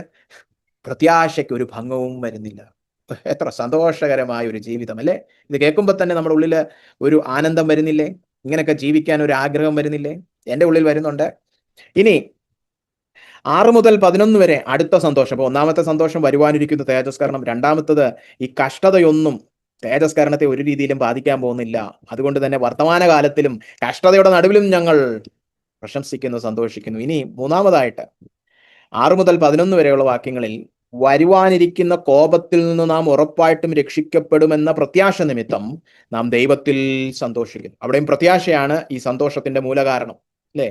പക്ഷെ എന്താണ് ഈ പ്രത്യാശ എന്നുള്ളത് വ്യക്തമാക്കാൻ 6 മുതൽ 10 വരെയുള്ള വാക്യങ്ങളിൽ കർത്താവിന്റെ ദാസൻ പറഞ്ഞിരിക്കുന്നത് നമ്മൾ ശ്രദ്ധിക്കണം. ഇവിടെ തൊട്ടു മുമ്പ് 5-ാം വാക്യത്തിൽ പറഞ്ഞു നിർത്തിയത് ദൈവസ്നേഹത്തെക്കുറിച്ചാണ്. പരിശുദ്ധാത്മാവ് നമ്മുടെ ഉള്ളത്തോട് എപ്പോഴും സാക്ഷ്യം വഹിച്ചുകൊണ്ടിരിക്കുകയാണ്. പരിശുദ്ധാത്മാവിലൂടെ നമ്മുടെ ഉള്ളത്തിൽ നമുക്ക് ദൈവസ്നേഹം രുചിച്ചറിയുവാൻ കഴിയും. പകർന്നിരിക്കുകയാണ് ദൈവസ്നേഹം. ഒരു കവിഞ്ഞൊഴുക്ക് നമ്മുടെ ഉള്ളത്തിലേക്ക് പരിശുദ്ധാത്മാവിലൂടെ കടന്നു വന്നിരിക്കുകയാണ്. അങ്ങനെ ദൈവസ്നേഹത്തെക്കുറിച്ച് സൂചിപ്പിച്ച സ്ഥിതിക്ക് ദൈവസ്നേഹത്തെക്കുറിച്ചുകൂടെ വിപുലീകരിച്ച് പറയാൻ പോവുകയാണ്. പ്രത്യാശയുടെ അടിസ്ഥാനം ദൈവത്തിന്റെ സ്നേഹമാകയാൽ നമ്മുടെ രക്ഷയുടെ ഉറപ്പും ക്രിസ്തുവിൽ വെളിപ്പെട്ട ദൈവസ്നേഹത്തെ വീണ്ടും പൗലോസ് ഓർമ്മിപ്പിക്കുകയാണ്. എങ്ങനെയാണ് നമുക്ക് ദൈവസ്നേഹം അറിയാൻ ഇടയായത്? ക്രിസ്തുവിന്റെ ക്രൂശ് മരണത്തിലൂടെ. അപ്പൊ ഇവിടെ ഇനി പറഞ്ഞു വെക്കാൻ പോകുന്ന അതാണ്. ക്രിസ്തുവിന്റെ ക്രൂശ് മരണമാണ് ദൈവത്തിന്റെ സ്നേഹം വെളിപ്പെടുത്തുന്നത്. അതെങ്ങനെയാണ് അത് പ്രദർശിപ്പിക്കുന്നത് എന്നുള്ളതാണ് ഈ വാക്യങ്ങൾ, ഈ 6 മുതലുള്ള വാക്യങ്ങൾ. അതിനെല്ലാം ചേർത്ത് ഞാനൊന്ന് സംഗ്രഹിച്ച് പറയുകയാണ്. ഓരോ വാക്യങ്ങൾ എടുത്ത് നമ്മൾ പറയേണ്ടത് ആവശ്യമില്ല. കാരണം ഒരു വാക്യത്തിൽ പറയുന്നതിനെ കുറച്ചുകൂടെ വിപുലീകരിച്ച് 7-ാം വാക്യത്തിൽ പിന്നെ പറയുന്നു. അപ്പോൾ അതെല്ലാം കൂടെ ചേർത്ത് നമുക്ക് അതിന്റെ ആ ആശയം ഒന്ന് മനസ്സിലാക്കിയാൽ ഈ വേദഭാഗം നിങ്ങൾ വീണ്ടും വായിക്കുമ്പോൾ നിങ്ങൾക്ക് അത് മനസ്സിലാവും. ഇവിടെ പറഞ്ഞിരിക്കുന്ന നമ്മൾ രക്ഷിക്കപ്പെടുന്നതിന് മുമ്പ് ആരായിരുന്നു? 6-ാം വാക്യത്തിൽ പറഞ്ഞിരിക്കാൻ നമ്മൾ ബലഹീനരായിരുന്നു. എന്താണ് ഈ ബലഹീനത എന്നുള്ളത് വീണ്ടും അടുത്ത വാക്യങ്ങളൊക്കെ വ്യക്തമാക്കിയിട്ടുണ്ട്, അല്ലെ? അത് കഴിഞ്ഞ് നമ്മൾ 8-ാം വാക്യത്തിൽ നമ്മൾ പാപികളായിരുന്നു. അതാണ് ബലഹീനത, അല്ലെ? എന്ന് മാത്രമല്ല 6-ാം വാക്യത്തിൽ തന്നെ ക്രിസ്തു അഭക്തർക്ക് വേണ്ടി മരിച്ചു. അപ്പോൾ നമ്മൾ ബലഹീനരായിരുന്നു, അഭക്തരായിരുന്നു, പാപികളായിരുന്നു. ഇവിടെ ബലഹീനത എന്ന് പറയുമ്പം കയ്യോ കാലോ ഒടിഞ്ഞിരിക്കുകയായിരുന്നു എന്നുള്ള അർത്ഥത്തിൽ ആത്മീയമായിട്ട് ബലഹീനരായിരുന്നു. ഒരു പരിപൂർണ നീതി കാഴ്ചവെച്ച് ദൈവപ്രസാദം നേടിയെടുക്കുവാൻ, സ്വയം രക്ഷിക്കപ്പെടുത്തുവാൻ ഒരു ബലവുമില്ലാത്തവരായിരുന്നു. നമ്മൾ പാപത്തിന്റെ അടിയിലായിരുന്നു, അല്ലെ? അധീനതയിലായിരുന്നു. അപ്പോൾ അങ്ങനെയുള്ളവർക്ക് വേണ്ടി ബലഹീനര്, സ്വയം സഹായിക്കാൻ കഴിയാത്തവര്, അഭക്തന്മാര്, പാപികളായിരുന്നവർ, അവർക്ക് വേണ്ടിയിട്ടാണ് ക്രിസ്തു വന്ന് മരിച്ചത്, അല്ലെ? അതായത് എന്താണ് സൂചിപ്പിക്കുന്നത്? ഒരു യോഗ്യതയുമില്ലാത്ത, അല്ലെ, ന്യായമായി പറഞ്ഞാൽ ശിക്ഷിക്കപ്പെടേണ്ടവർക്ക് വേണ്ടിയാണ് ദൈവം വന്ന് ജീവൻ കൊടുത്ത് സ്നേഹിച്ചത്. അതുകൊണ്ടാണ് ക്രിസ്തുവിന്റെ ക്രൂശ് ദൈവത്തിന് നമ്മളോടുള്ള സ്നേഹത്തിന്റെ ഏറ്റവും നിർണായകമായ വെളിപ്പാടാണെന്ന് പൗലോസ് പറയുന്നു, അല്ലെ? ക്രിസ്തുവോ, 8-ാം വാക്യം, നാം പാപികളായിരിക്കുമ്പോൾ തന്നെ, നമുക്കൊരു അർഹതയും ഇല്ലായിരിക്കുമ്പോൾ തന്നെ നമുക്ക് വേണ്ടി ജീവൻ നൽകുവാൻ തക്കവണ്ണം നമ്മെ സ്നേഹിച്ചതു നിമിത്തം ദൈവത്തിന് നമ്മളോടുള്ള സ്നേഹത്തെ ക്രൂശ് പ്രദർശിപ്പിക്കുന്നു. മനസ്സിലാവുന്നുണ്ടോ? അപ്പൊ ക്രൂശി നോക്കിയാൽ നമുക്കറിയാം ദൈവം എന്നെ ഇത്രത്തോളം സ്നേഹിച്ചു. ഞാൻ ശപിക്കപ്പെട്ടവനായിരുന്നു, ഞാൻ നരകത്തിൽ പോകേണ്ടവനായിരുന്നു, ദൈവക്രോധത്തിന്റെ കീഴിൽ കിടന്നവരായിരുന്നു, ന്യായമായിട്ട് ദൈവം എന്നെ ശിക്ഷിക്കേണ്ടതായിരുന്നു, ഒരു കരുണയും കാണിക്കാൻ എന്നിൽ ഒന്നുമില്ലായിരുന്നു. അതാണ് അവിടെ പറഞ്ഞിരിക്കുന്നത്. നമ്മൾ നീതിമാന് വേണ്ടി ആരെങ്കിലും മരിക്കുന്നത് ദുർലഭം, ഗുണവാന് വേണ്ടി പക്ഷെ മരിപ്പാൻ തുനിയുമായിരിക്കും. ക്രിസ്തുവോ നമ്മൾ പാപികളായിരിക്കുമ്പോൾ. നമ്മൾ നീതിമാനുമല്ല, ഗുണവാനുമല്ല, ഒന്നുമല്ല, നമ്മൾ വെറും പാപികളായിരുന്നു. നമ്മളിൽ ഒരു അർഹതയ്ക്കുള്ള, യോഗ്യതയ്ക്കുള്ള ഒരു വകുപ്പും ഇല്ലായിരുന്നപ്പോൾ ദൈവം നമുക്ക് വേണ്ടി വന്ന് എന്തോ ചെയ്തു? ചെറിയൊരു ചെറുവിരൽ അനക്കിയെന്നല്ല, സ്വന്തം ജീവൻ ദൈവകോപത്തിന്റെ അടിയിൽ പോകുവാൻ, ത്യാഗസമ്പൂർണമായ ഒരു പ്രവൃത്തി ചെയ്യുവാൻ തക്കവണ്ണം ദൈവം തുനിഞ്ഞെങ്കിൽ അതിൽ നിന്ന് വ്യക്തമല്ലേ ദൈവം നമ്മളെ സ്നേഹിക്കുന്നുണ്ടെന്ന്. അങ്ങനെ നമ്മളെ ദൈവം സ്നേഹിച്ചെങ്കിൽ, എപ്പോ? നമ്മൾ പാപികളായിരുന്നപ്പോ, ഒരർഹതയുമില്ലായിരുന്നു, ഒന്നും പറയാനില്ലായിരുന്നപ്പോ ദൈവം നമ്മളെ അത്രമാത്രം സ്നേഹിച്ചെങ്കിൽ, നമ്മൾ ശത്രുക്കളായിരുന്നപ്പോൾ, അതാണ് 10-ാം വാക്യം, ശത്രുക്കളായിരുന്നപ്പോൾ ദൈവം ഇത്രയും സ്നേഹിച്ചെങ്കിൽ, ഇപ്പോ നീതീകരിക്കപ്പെട്ട് നിരപ്പ് പ്രാപിച്ച് ദൈവമക്കളായി ദൈവപ്രസാദം ലഭിച്ച് ദൈവസന്നിധി കയറിപ്പോവാനുള്ള എല്ലാ സ്വാതന്ത്ര്യവും ലഭിച്ച് ഇപ്പോൾ ദൈവം എത്രമാത്രം അനുകൂലമാണ് നമുക്ക് വേണ്ടി, അല്ലെ? അപ്പൊ ഇനിയിപ്പോ വരുവാനിരിക്കുന്ന തേജസ്കരണത്തിന് വേണ്ടി ദൈവം എത്രമാത്രം അനുകൂലമായിരിക്കും, അല്ലെ? നമ്മൾ ശത്രുക്കളായിരുന്നു, ദൈവക്രോധത്തിന്റെ അടിയിലായിരുന്നു, അപ്പൊ പോലും ദൈവം നമ്മളെ കരുതുവാൻ തക്കവണ്ണം ക്രൂശി വന്ന് മരിക്കാനിടയായെങ്കിൽ, ഇപ്പോൾ രക്ഷിക്കപ്പെട്ട് നീതീകരിക്കപ്പെട്ട് നിരപ്പ് പ്രാപിച്ച് യേശുക്രിസ്തുവിൽ ദൈവമക്കളായ നമ്മളോട് ദൈവം അനുകൂലമാണെന്ന് പറഞ്ഞിരിക്കുന്ന ഇന്ന് നമ്മുടെ തേജസ്കരണത്തിന് വേണ്ടി ദൈവം എത്രമാത്രം പ്രവർത്തിക്കും. അതാണ് ഇവിടെ പറഞ്ഞു വരുന്നത്, അല്ലെ? ശത്രുക്കളായിരിക്കുമ്പോൾ തന്നെ നമുക്ക് അവന്റെ പുത്രന്റെ മരണത്താൽ ദൈവത്തോട് നിരപ്പ് വന്നു എങ്കിൽ നിരന്ന ശേഷം നാം അവന്റെ ജീവനാൽ, അതായത് ഉയിർപ്പിന്റെ ജീവനാൽ എത്ര അധികം രക്ഷിക്കപ്പെടും. എവിടെ നിന്ന് രക്ഷിക്കപ്പെടുന്ന കാര്യമാണ്? 9-ാം വാക്യം, അവന്റെ രക്തത്താൽ നീതീകരിക്കപ്പെട്ട ശേഷമോ നാം അവനാൽ എത്ര അധികമായി കോപത്തിൽ നിന്ന് വരുവാനിരിക്കുന്ന ശിക്ഷാവിധി ദിവസത്തിൽ നിന്ന് ഉറപ്പായിട്ടും നമ്മൾ രക്ഷിക്കപ്പെടുമെന്നല്ലേ ഈ പറഞ്ഞിരിക്കുന്നതിന്റെ അർത്ഥം? നീതീകരിക്കപ്പെട്ടു, അതുകൊണ്ട് ഇനി ഉറപ്പായിട്ടും വരുവാനിരിക്കുന്ന കോപത്തിന്റെ കീഴിൽ പോകത്തില്ല, ശിക്ഷാവിധിയിൽ നിന്ന് രക്ഷിക്കപ്പെടും. ഇതാ കഴിഞ്ഞ ആഴ്ച ഞാൻ പറഞ്ഞത്, രക്ഷ സുനിശ്ചിതമാണ്. റോമർ 8:1 പറയുന്നില്ല, ഇനി ക്രിസ്തയേശുവിലുള്ളവർക്ക് ഒരു ശിക്ഷാവിധിയുമില്ല, ന്യായവിധിയുണ്ട്. നമുക്ക് തോന്നിവാസം കാണിക്കാമെന്നല്ല ഈ പറഞ്ഞു വരുന്നത്. അത് റോമർ 6 അടുത്ത അധ്യായത്തിൽ പൗലോസ് അതിനെക്കുറിച്ച് പറയുന്നുണ്ട്, അല്ലേ? പക്ഷേ ശിക്ഷാവിധിയില്ല, നമുക്കിനി ന്യായവിധിയേ ഉള്ളൂ, പക്ഷെ ശിക്ഷാവിധിയില്ല. ആ വരുവാനിരിക്കുന്ന കോപത്തിന്റെ കീഴിൽ പോവുകയില്ല, നീതീകരിക്കപ്പെട്ട വ്യക്തി പോവുകയില്ല. കാരണം ശത്രുവായിരുന്നപ്പോൾ ക്രിസ്തു ഇത്രത്തോളം സ്നേഹിച്ചുവെങ്കിൽ ഇനിയിപ്പോ നിരപ്പ് പ്രാപിച്ച് നീതീകരണം പ്രാപിച്ചവനോട് എത്ര അധികം ദൈവം അനുകൂലമായിരിക്കും. ഉറപ്പായിട്ടും കോപത്തിൽ നിന്ന് നമ്മൾ രക്ഷിക്കപ്പെടും, അധികം രക്ഷിക്കപ്പെടും, അല്ലെ? അവന്റെ ഉയിർപ്പിന്റെ ജീവനാൽ, അല്ലെ? അപ്പൊ ക്രിസ്തു ഉയർത്തെഴുന്നേറ്റനാൽ ഉറപ്പാണ് ക്രിസ്തുവിൽ വിശ്വസിച്ച സകലരും ഉയർപ്പിക്കപ്പെടും. ക്രിസ്തുവിൽ വിശ്വസിച്ച വിശ്വാസികൾ ആരും ഉയർപ്പ് പ്രാപിക്കാതിരിക്കുകയില്ല, തേജസ്കരണം പ്രാപിക്കാതിരിക്കുക. ക്രിസ്തുവിന്റെ വിശ്വാസികൾ, നീതീകരിക്കപ്പെട്ട എല്ലാ വിശ്വാസികളും ആ തേജസ്കരണം പ്രാപിക്കും. ഈ ഉറപ്പുള്ള പ്രത്യാശ നമുക്ക് നൽകുന്ന, നമ്മെ നീതീകരിച്ച, നിരപ്പിച്ച, ഇത്രത്തോളം സ്നേഹിക്കുന്ന ദൈവത്തിൽ നമ്മൾ സന്തോഷിക്കണം. ഈ പ്രത്യാശ കാരണമാണ് വരുവാനിരിക്കുന്ന കോപത്തിൽ നിന്ന് ഉറപ്പായിട്ടും രക്ഷിക്കപ്പെടുമെന്നുള്ള പ്രത്യാശ നിമിത്തം ഇതിനിടയാക്കിയ കാരണക്കാരനായ ദൈവത്തിൽ, യേശുക്രിസ്തുവിലൂടെ ഞങ്ങൾ സന്തോഷിക്കുന്നു. ഇത്രയും നേരം പറഞ്ഞുകൊണ്ടിരുന്നു ഞങ്ങൾ വരുവാനിരിക്കുന്ന തേജസ്കരണത്തിൽ സന്തോഷിക്കുന്നു, ഈ കഷ്ടതയിലും സന്തോഷിക്കുന്നു. ഇനി പറയുന്നത് ദൈവം എന്ന് പറയുന്ന വ്യക്തിയിൽ തന്നെ ഞങ്ങൾ സന്തോഷിക്കുകയാണ്. എൻ്റെ സന്തോഷം ഈ വ്യക്തി തന്നെയാണ്. ഇത്രത്തോളം മനസ്സലിവും ദൈവം കാട്ടി, ഇത്രത്തോളം സ്നേഹിക്കാൻ, ഒരു അർഹത ഇല്ലെങ്കിലും എന്നെ സ്നേഹിച്ച ഇത്ര വലിയ ദൈവത്തിൽ തന്നെ ഞാൻ സന്തോഷിക്കുകയാണ്. അപ്പൊ കണ്ടോ, പ്രത്യാശ നിമിത്തമുള്ള സന്തോഷം, തേജസ്കരണത്തെക്കുറിച്ചുള്ള പ്രത്യാശ, അത് സന്തോഷത്തിൽ കലാശിക്കുന്നു. കഷ്ടത ഈ പ്രത്യാശ ഒരു രീതിയിലും ബാധിക്കാത്തത് കൊണ്ട് കഷ്ടത അത് പ്രത്യാശ വളർത്തത്തേ ഉള്ളെന്നുള്ളതുകൊണ്ട് ആ പ്രത്യാശ നിമിത്തം കഷ്ടതയിലും സന്തോഷിക്കുന്നു. മൂന്നാമതായിട്ട് തേജസ്കരണം ഉറപ്പായിട്ട് സംഭവിക്കും, അതിന് കാരണക്കാരനായ ദൈവത്തിലും ആ പ്രത്യാശ നിമിത്തം സന്തോഷിക്കുന്നു, ആനന്ദിക്കുന്നു, അല്ലെ? അപ്പൊ അതാണ് ഇന്നത്തെ നമ്മുടെ വേദഭാഗം. തുടർന്ന് നമുക്ക് അടുത്ത ആഴ്ച ഈ വേദഭാഗത്ത് നിന്ന് പഠിക്കാം, ഈ അധ്യായത്തിൽ നിന്ന് പഠിക്കാം. ഉപദേശ സത്യങ്ങൾ വളരെ വേഗത്തിൽ പറഞ്ഞുകൊള്ളട്ടെ. ഒന്നാമത്തെ ഉപദേശ സത്യം ഇന്ന് കണ്ട ഈ അധ്യായത്തെ ഒന്ന് ഉപസംഹരിച്ച് പറയട്ടെ. കാരണം നമ്മൾ തുടങ്ങിയത് നീതീകരണത്തിന്റെ അനന്തര ഫലങ്ങൾ അല്ലെങ്കിൽ അനുഗ്രഹങ്ങൾ എന്തൊക്കെയാണെന്നാണ് ഈ 11 അധ്യായത്തിൽ പറഞ്ഞിരിക്കുന്നത്. ഇത് പല രീതിയിൽ നമുക്ക് അക്കമിട്ട് പറയാം. ചിലർ 12 അനുഗ്രഹങ്ങൾ ഇവിടെ കാണുന്നുണ്ട്, ചിലർ 7 എണ്ണം കാണുന്നുണ്ട്, ചിലർ 5 എണ്ണം കാണുന്നുണ്ട്. ഞാൻ അതിലോട്ട് ഒരുപാട് വാക്യങ്ങളെ കീറിമുറിച്ച് പറയേണ്ടി വരും. നമുക്ക് സമയമില്ല അങ്ങനെ പഠിക്കാൻ. എപ്പോഴും പറയുന്നത് പോലെ നമ്മൾ വളരെ ഗഹനമായ ഒരു പഠനമല്ല, മൊത്തചിത്രം കാണിച്ച് കൂടുതൽ നിങ്ങൾ വ്യക്തിപരമായ റോമർ പഠിക്കാൻ നിങ്ങളെ പ്രോത്സാഹിപ്പിക്കുന്ന ഒരു പഠനം മാത്രമാണ് നമ്മുടെ ഈ പഠനം. അപ്പോൾ ചുരുക്കത്തിൽ പറയുകയാണെങ്കിൽ 5 അനുഗ്രഹങ്ങൾ നമ്മൾ ഇന്ന് കണ്ടു, അല്ലെ? നീതീകരിക്കപ്പെട്ടവർക്ക് ദൈവവുമായി സമാധാനം, അവന്റെ സാന്നിധ്യത്തിലേക്കുള്ള പ്രവേശനം, ഏത് പ്രതികൂല സാഹചര്യങ്ങളിലും സന്തോഷം, ദൈവസ്നേഹത്തിന്റെ ഉറപ്പ്, വരുവാനിരിക്കുന്ന തേജസ്കരണത്തിന്റെ പ്രത്യാശ എന്നിവയുണ്ട്. ഈ 5 അനുഗ്രഹങ്ങളാണ് നമുക്കുള്ളത്. സമാധാനം, ദൈവവുമായിട്ടുള്ള സമാധാനം, അവന്റെ സാന്നിധ്യത്തിലേക്കുള്ള പ്രവേശനം, നമുക്കിനി അവനെ കൂടുതൽ അറിയുവാനുള്ള ഭാഗ്യം, അല്ലെ? പിന്നെ ഏത് കഷ്ടതയിലും നമുക്ക് സന്തോഷിക്കാൻ, കാരണം കഷ്ടത നന്മയായിട്ടേ പരിണമിക്കത്തുള്ളൂ, അല്ലെ? നാലാമത് ദൈവസ്നേഹത്തിന്റെ ഉറപ്പ്, നല്ല ഉറപ്പും ധൈര്യവും. കാരണം ഇത് സംശയമല്ല, ദൈവസ്നേഹത്തിന്റെ ഉറപ്പാണ്, അല്ലെ? കർത്താവിന്റെ ആത്മാവ് നമ്മളോട് സാക്ഷീകരിച്ചു കൊണ്ടിരിക്കുകയാണ് ആ ഉറപ്പ്. പിന്നെ വരുവാനിരിക്കുന്ന തേജസ്കരണത്തിന്റെ പ്രത്യാശ, രക്ഷയുടെ പൂർത്തീകരണത്തെക്കുറിച്ച് ചിന്തിക്കുമ്പോൾ പ്രത്യാശയാണ് ഉള്ളിൽ കടന്നു വരുന്നത്, അല്ലാതെ അനിശ്ചിതാവസ്ഥയല്ല. ഒരു യഥാർത്ഥ വിശ്വാസി അങ്ങനെ അനിശ്ചിതാവസ്ഥയല്ല വരേണ്ടത്. എന്തോ അങ്ങനല്ല. വരുവാനിരിക്കുന്ന തേജസ്കരണത്തെക്കുറിച്ച് ഓർക്കുമ്പോൾ പൗലോസിനെ പോലെ സന്തോഷിക്കണം. ആ ഉറപ്പ് നിമിത്തം, ആ പ്രത്യാശ നിമിത്തം സന്തോഷിക്കണം. ശരി, മറ്റ് ചില ഉപദേശ സത്യങ്ങൾ ഇവിടെ അന്തർലീനമായിട്ടുള്ളത് പറഞ്ഞ് നമുക്ക് മുന്നോട്ട് നീങ്ങാം. രണ്ടാമതായിട്ട്, ക്രിസ്തുവിൽ തന്നോടുള്ള ദൈവത്തിന്റെ സ്നേഹം സംബന്ധിച്ച ആഴമായ ഉറപ്പുള്ളതാണ് ശരിക്കും ആത്മനിറവുള്ള ഒരു വ്യക്തിയുടെ ലക്ഷണം. നമ്മൾ റോമർ 5:5 കണ്ടു, ദൈവസ്നേഹം പരിശുദ്ധാത്മാവിലൂടെ നമ്മുടെ ഉള്ളിൽ പകരപ്പെട്ടിരിക്കുന്നു. അത് കാരണമാണ് കഷ്ടതയിലും ഈ വ്യക്തി സന്തോഷിക്കുന്നത്. കാരണം തൻ്റെ പ്രത്യാശയ്ക്ക് ഒരു ഭംഗവും ഈ കഷ്ടത വരുത്തുന്നില്ല എന്നുള്ള കാഴ്ചപ്പാട് തനിക്ക് ഉള്ളിലുണ്ട്.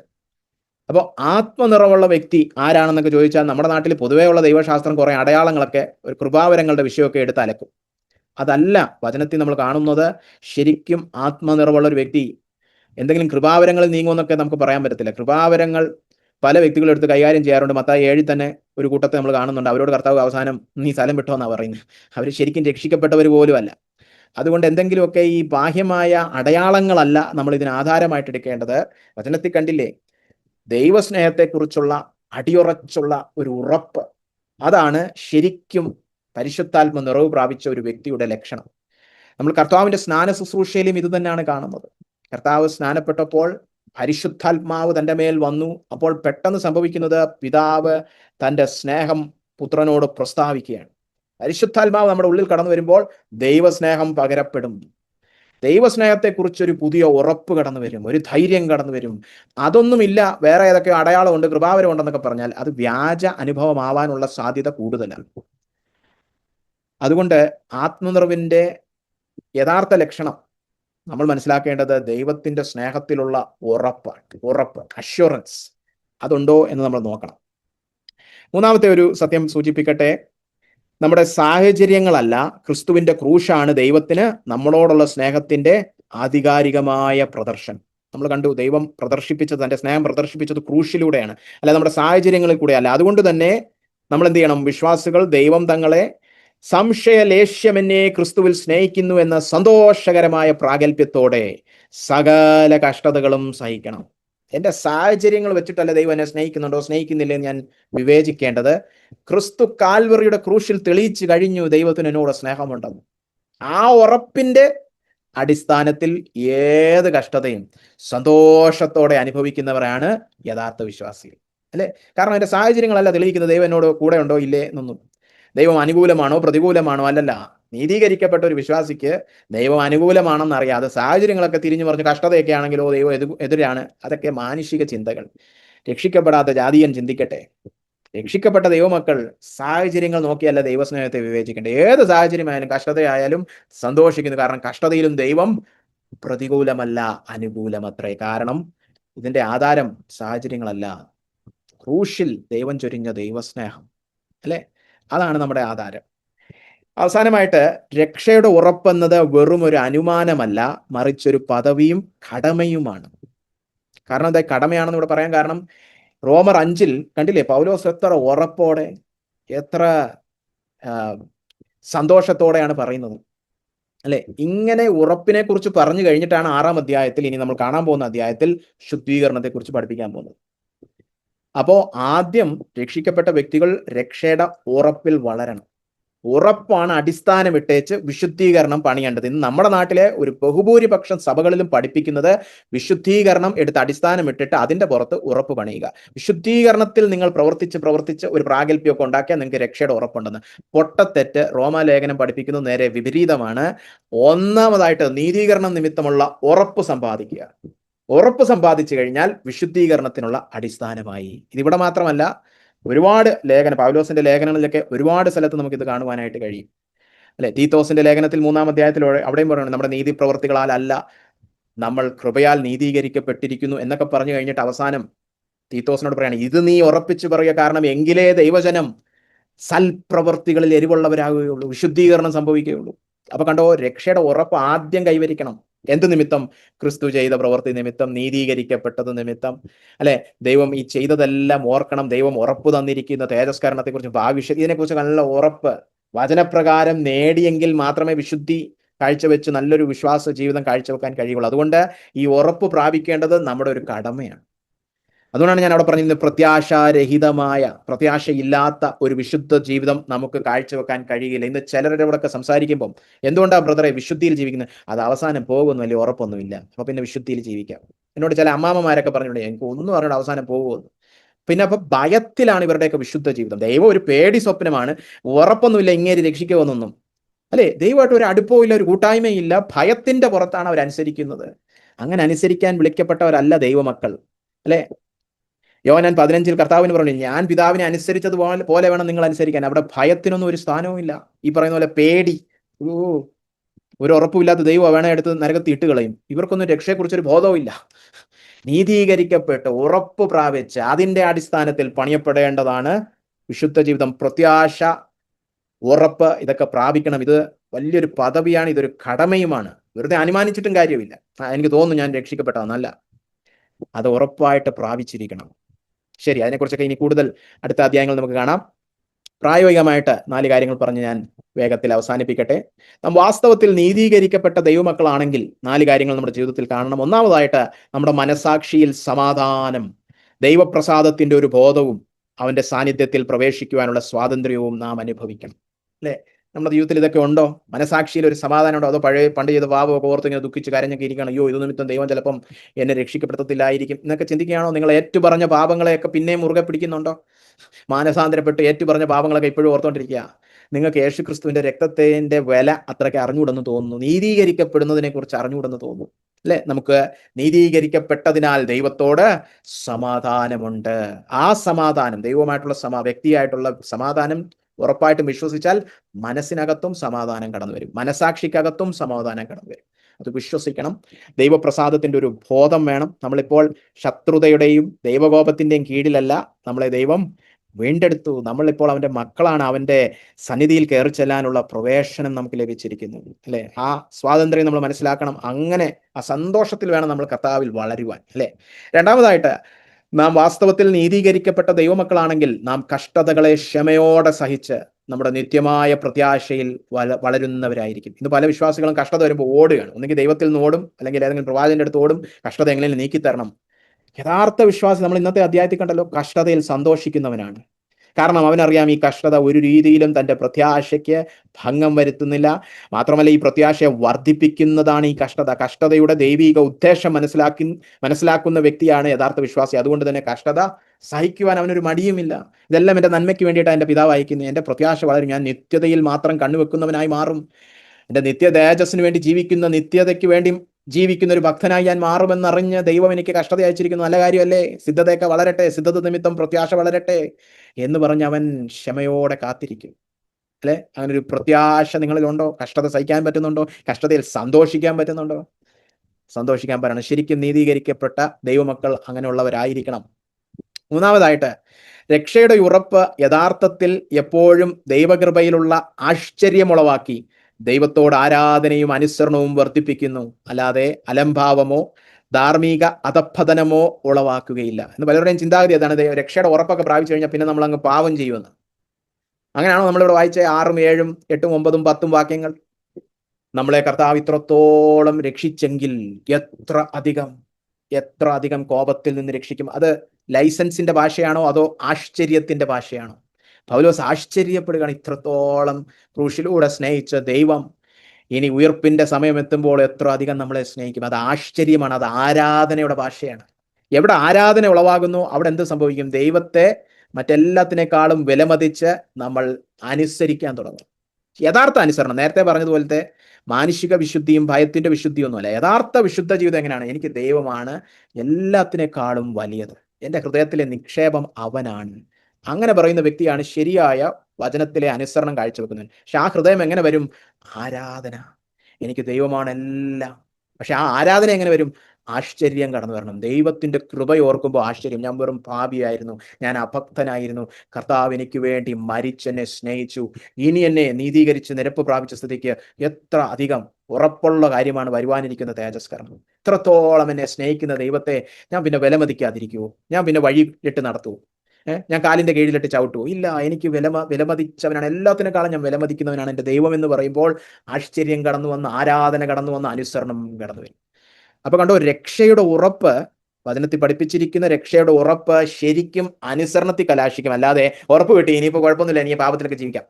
അവൻ ഉറപ്പൊന്നും കിട്ടിയില്ല, അവൻ ഉറപ്പിന്റെ ഏതോ സിദ്ധാന്തം കിട്ടിയതേ ഉള്ളൂ. ഉറപ്പ് ശരിക്കും ഹൃദയത്തിൽ വന്നാൽ അത് വളരെ സന്തോഷകരമായ അനുസരണമുള്ളതാണ്. അല്ലെ, അത് തന്നെയാണ് നാലാമത്തെ പ്രായോഗിക വിലയിരുത്തൽ. യഥാർത്ഥ വിശ്വാസ ജീവിതത്തിന്റെ സ്ഥായീ ഭാവം ആത്മസന്തോഷം. യഥാർത്ഥ ആത്മീകൻ വളരെ സന്തുഷ്ടവാനാണ്. ഇപ്പൊ ഈ വേദഭാഗം തന്നെ നമ്മൾ കണ്ടില്ലേ? പൗലോസ് നീതീകരിക്കപ്പെട്ട് കഴിഞ്ഞാൽ എന്തോ പറ്റും ജീവിതത്തിൽ? പുള്ളി അങ്ങോട്ട് എഴുതാൻ തുടങ്ങി. പിന്നെ അങ്ങോട്ട് സന്തോഷം, സന്തോഷം, സന്തോഷം. സന്തോഷത്തിന്റെ വിഷയങ്ങളാണ്. 2-ാം വാക്യത്തിന്റെ അവസാനം മുതൽ 11-ാം വാക്യം വരെയും പ്രത്യാശയാൽ സന്തോഷം എന്ന വിഷയമാണ്.